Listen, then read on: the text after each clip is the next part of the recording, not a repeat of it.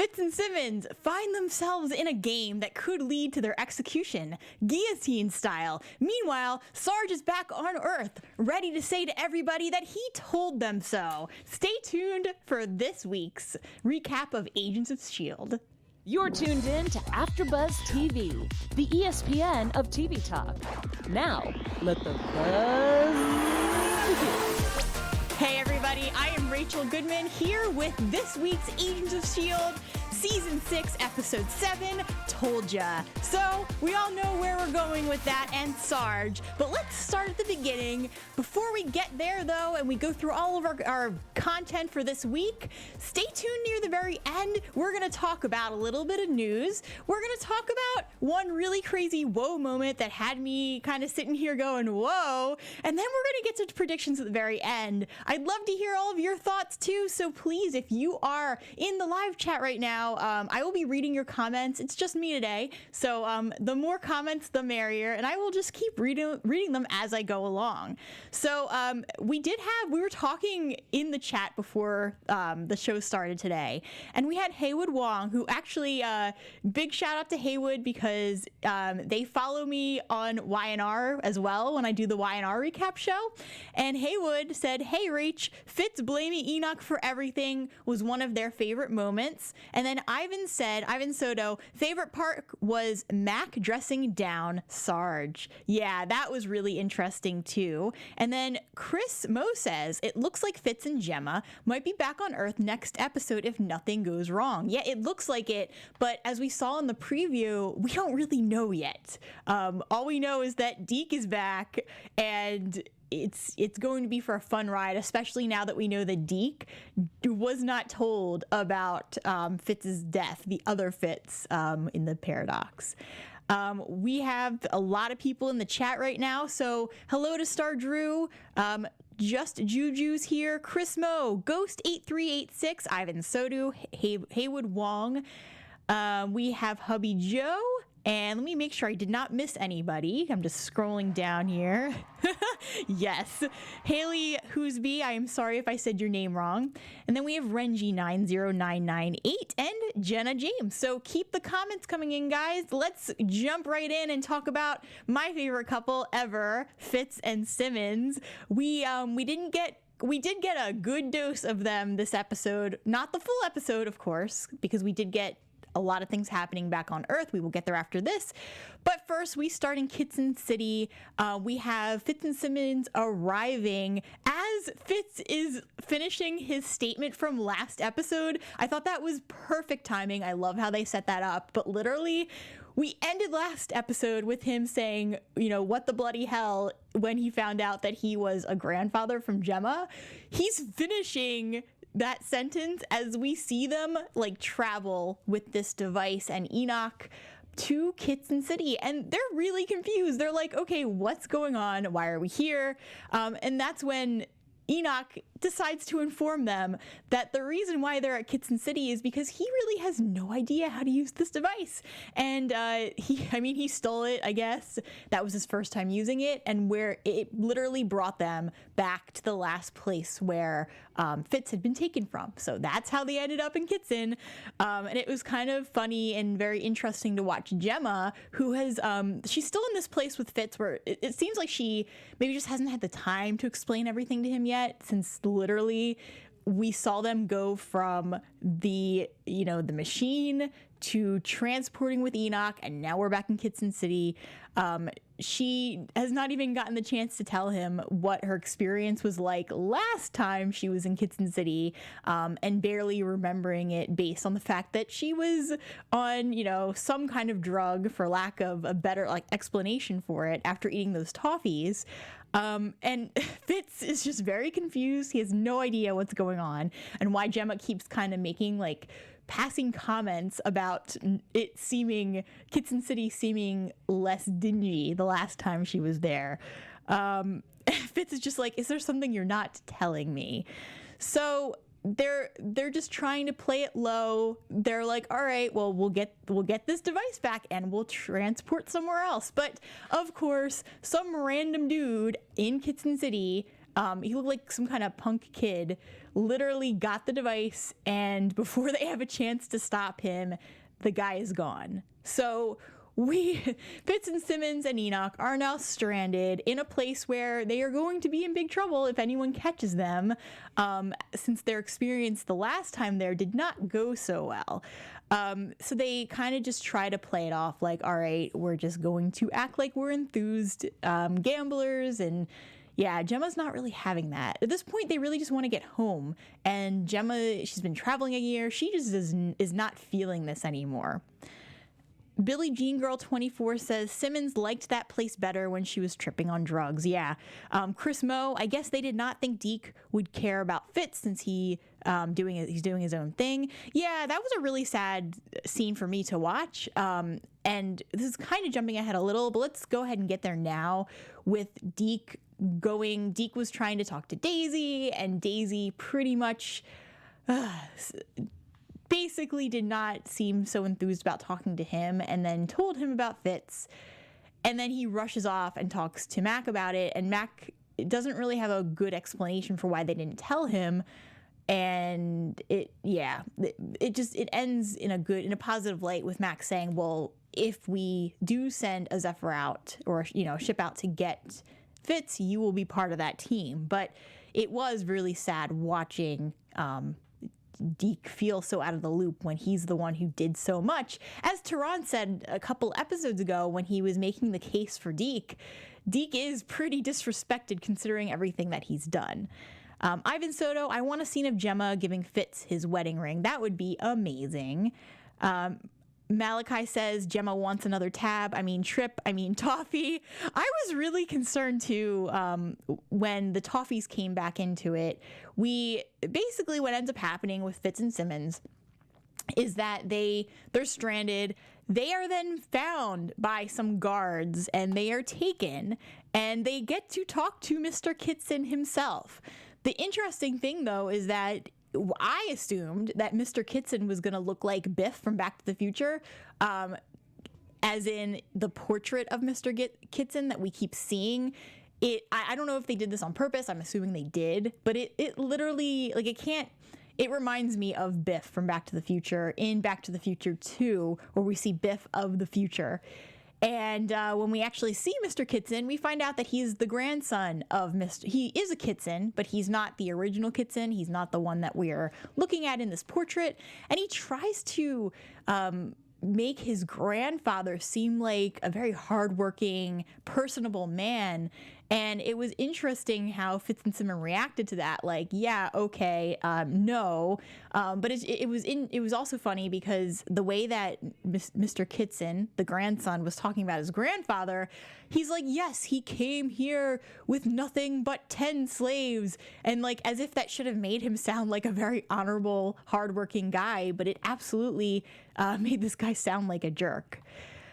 So Fitz and Simmons, in a very I want to say a very British moment in that just some of the comedy to me felt like almost the sort of comedy you would watch in Monty Python in terms of the awkward laughing. That's where I'm going with this. They try to kind of make a deal with this Mr. Kitson and say that, Fitz is like, yeah, there's no reason to kill us. We're of no consequence. Let's try to work this out. And Fitz and Simmons, it's like basically silence, and then they start laughing uncomfortably. But then Mr. Kitson comes back and he's like, I don't see a reason to keep you alive. We'll keep Enoch, but not you two.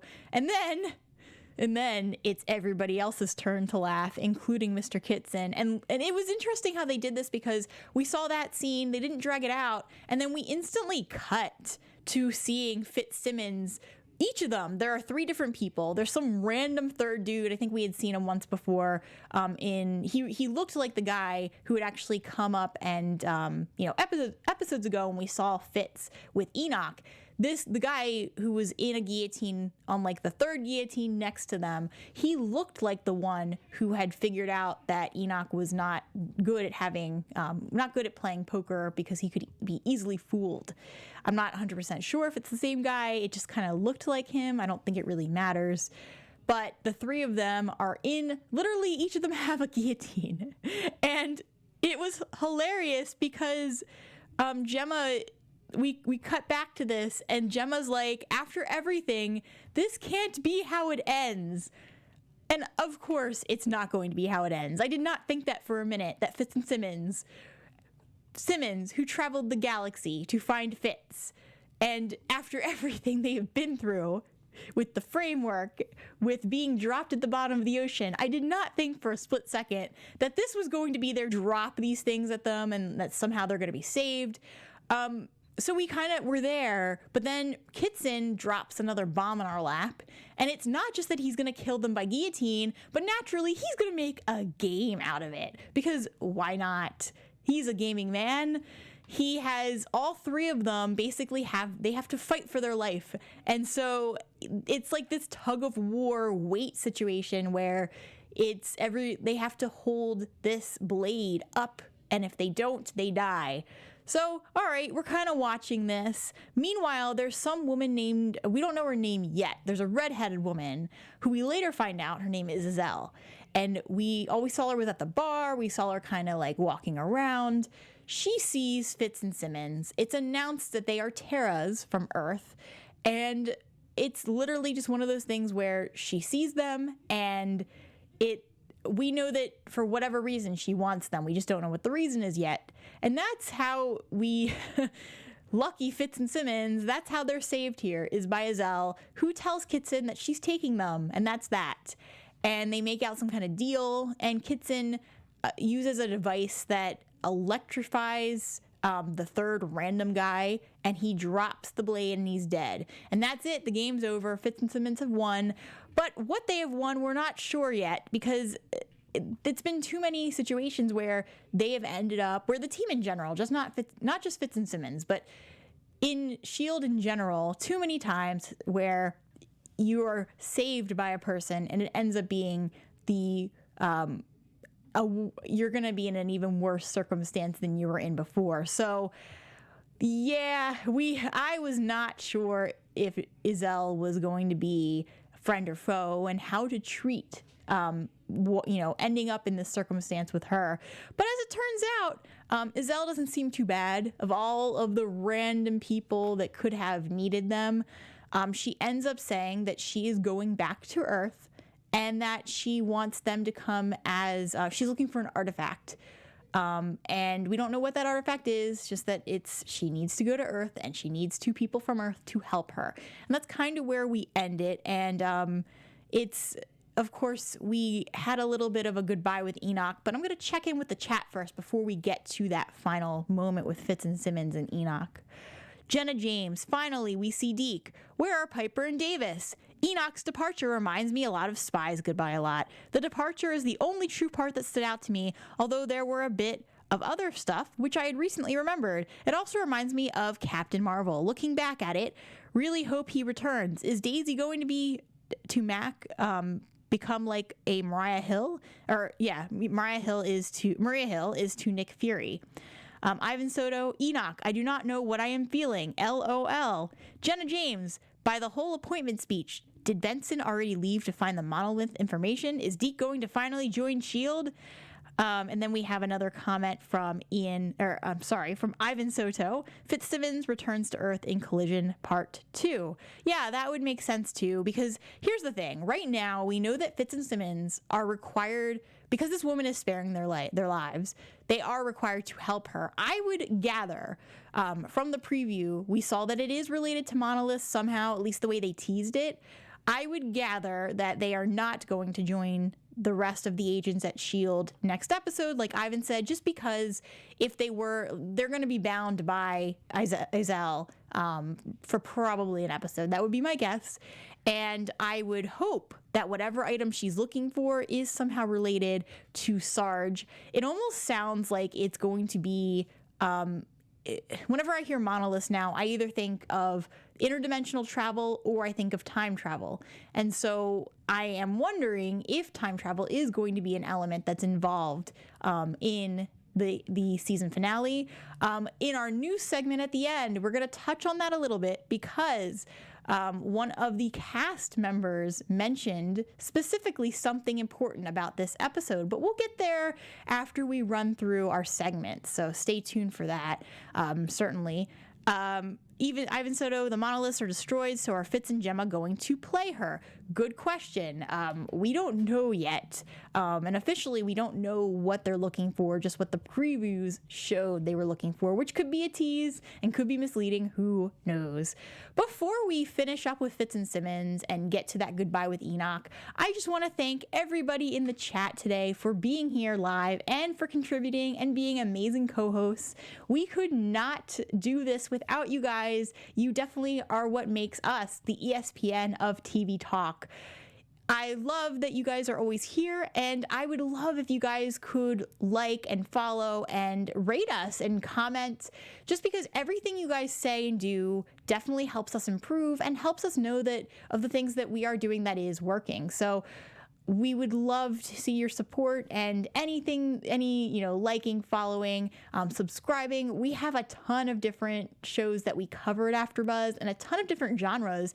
Of course, you're in the sci-fi channel right now, which is where we do Agents of S.H.I.E.L.D., but they also do regular drama and any genre, reality TV. We cover it all. So for any shows that you do watch, if you could like and follow, you can always turn off the notifications from YouTube. So if that's, the concern, don't worry, you can change that. But for now, thank you guys again for being such amazing and supportive fans and for always tuning in and chatting with us. Speaking of chatting, though, if you'd like to call in tonight, because it's only me, we're going to do call-ins. So the number to dial if you're listening live, it's 8:30 p.m. Pacific Standard Time. It is June 30th. Had to look at the date. And the number is 424-354-8302. Again, if you're listening live and you want to call and chat, the number is 424-354-8302.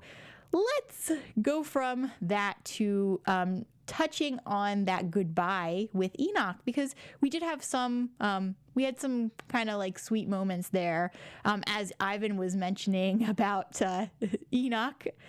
So Enoch ends up telling Fitz and Simmons that he's leaving. And literally he says, and I quoted this because it felt pretty important, "My mission is complete. The Earth was saved, and you have a way home. I have a new mission, to find a home for my people. You humans have a way of saying, goodbye, suck. I thought I'd spare you." And then as they're saying goodbye to Enoch, he pretty much admits that he doesn't know, still after that entire year he's been with Fitz, he really doesn't know what to say. And Enoch ends up giving Fitz a device, some kind of, not a cell phone, but some kind of tracker, I guess, that or communication two-way device that allows Fitz to get in touch with Enoch whenever he needs him. I'm thinking that what this means is the way that this was written into the show, Fitz is obviously going to call Enoch back.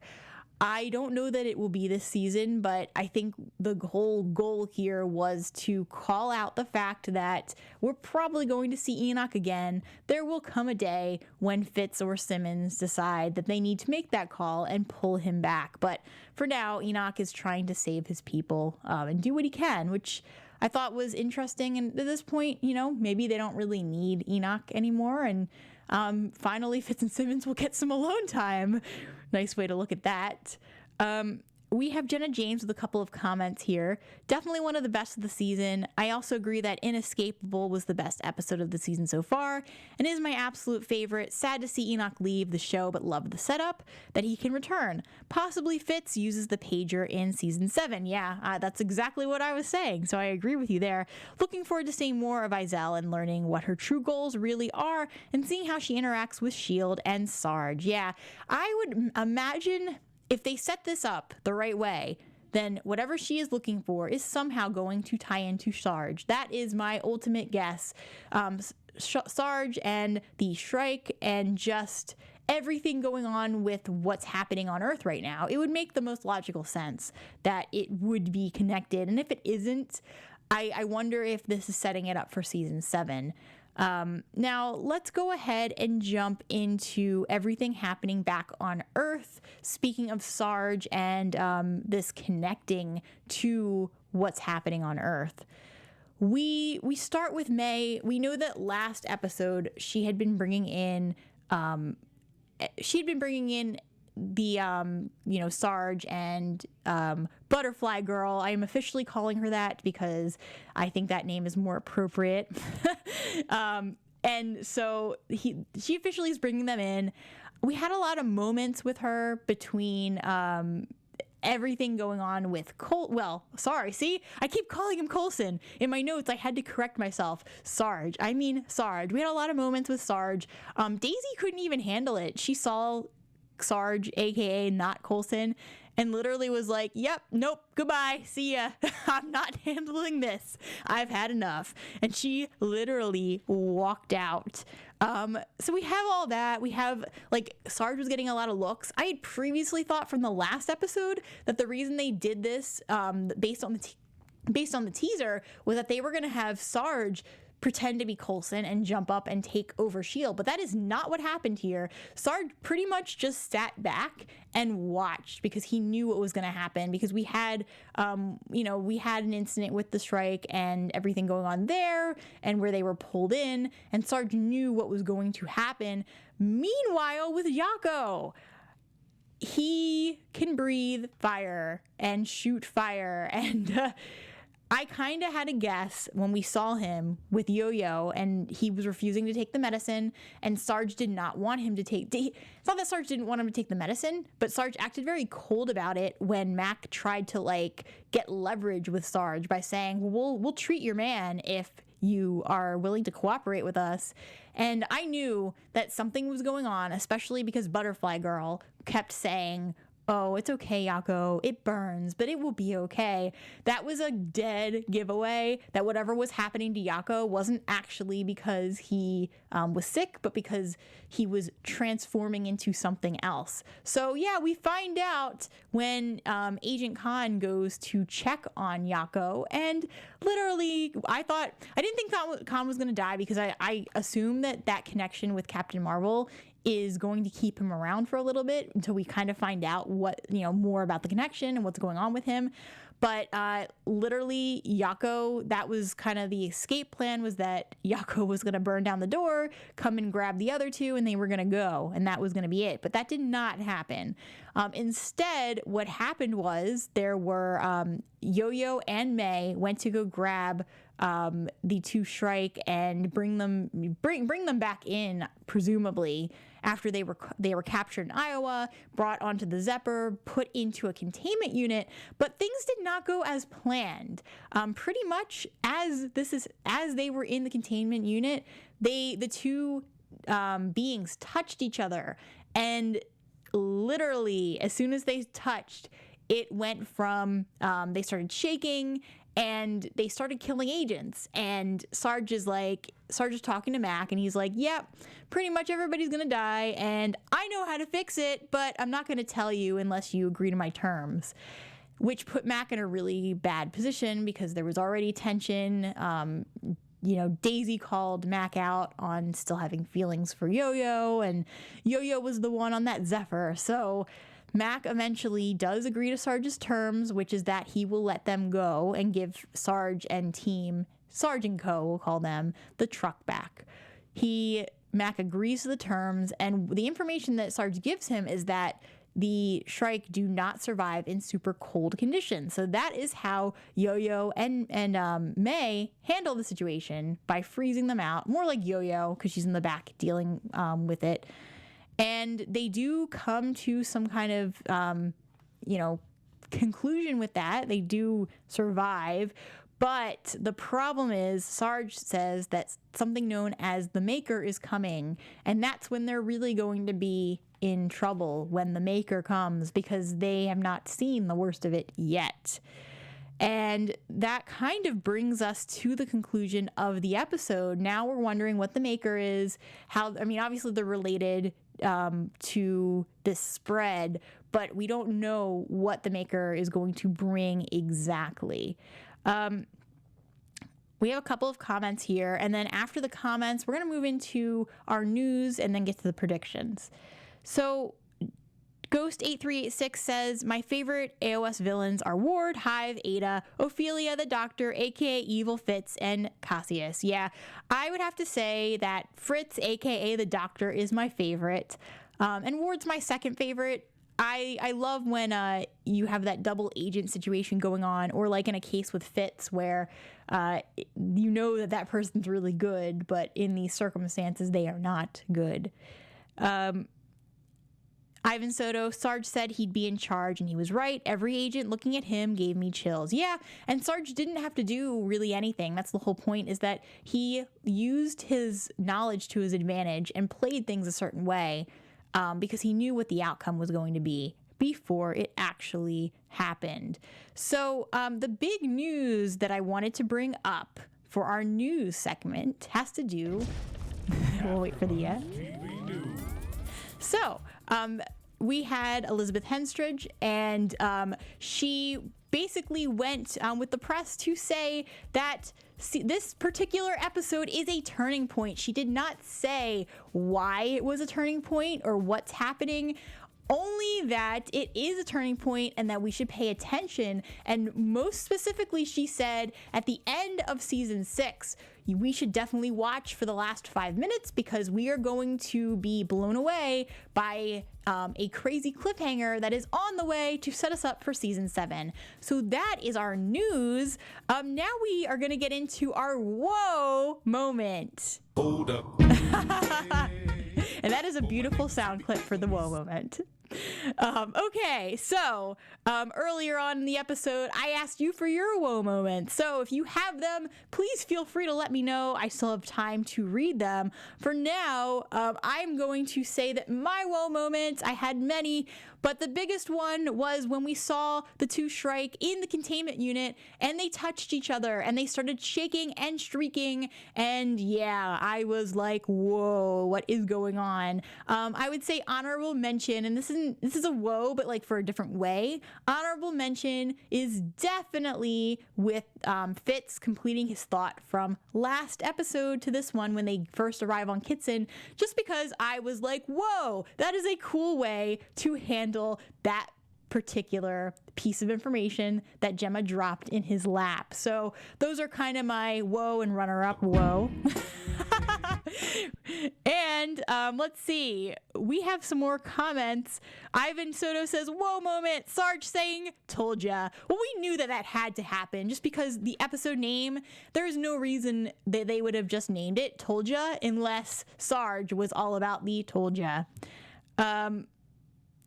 And now they're actually discussing in the chat about Coulson and the DNA. We did see that the DNA is definitely a match for Coulson and Sarge. Billie Jean Girl 24 says Sarge is the same DNA as Coulson. Didn't they say that? What if he actually is Coulson, but he just got his memory wiped, then put on new memories? And Jenna James says the problem is the 100-year statement. So I am going to say that I agree with Billie Jean Girl, because I agree with Jenna James too, but I'm going to go with Billie Jean Girl because if they wiped his memories and put in new ones, they could have made him believe that he was, over 100 years old, and then he would live another 100 after May had passed. They could have put all of those memories in his mind. They did it in the framework. Why couldn't they do it in real life outside of the framework? So I'm going to say that it is very possible, and we'll just have to see what happens. I really hope that they do answer that question, though. The teaser, and this is probably an excellent time for us to jump into predictions. And now, your AfterBuzz TV predictions. So the teaser shows that basically Sarge is going to start working with S.H.I.E.L.D., and that they do have to kind of get along to deal with a common enemy. So my prediction is that Sarge, in a different way that, I feel like Sarge is going to eventually join S.H.I.E.L.D., especially because they're not going to want to get rid of Clark Gregg being in this. So I would guess and predict that Sarge, not Coulson, will end up joining the S.H.I.E.L.D. team permanently, even though he won't quite be Coulson. Of course not. I'm also predicting, kind of along the lines of what Billie Jean Girl was saying, is that if this does turn out to be Coulson, it will have more of a Fitz/Fritz effect. So let's just say, for example, that Sarge really is Coulson and his memories were wiped and he was put in with different memories. Even if we get the real Coulson back, which would be a really cool thing to happen. I really hope that that's where they go with this.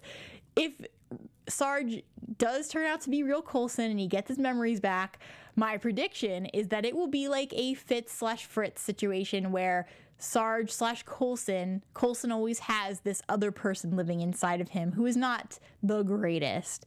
But I think there's too many commonalities, and it would make sense if they did happen to be the same person. Ivan Soto's with me. He goes, "Yes, Rachel!" Exclamation points all around.